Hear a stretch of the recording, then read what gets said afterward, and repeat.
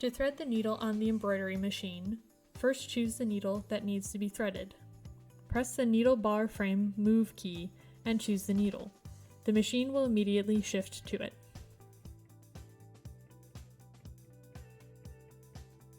Pass the thread down through the slot to the lower thread guide. Using the white threader tool, pass the thread through the needle bar.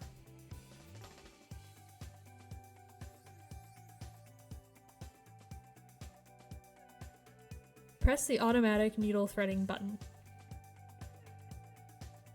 Using the gray threader tool, hook the thread around the automatic mechanism. Make sure to pull the thread up to hold it in place.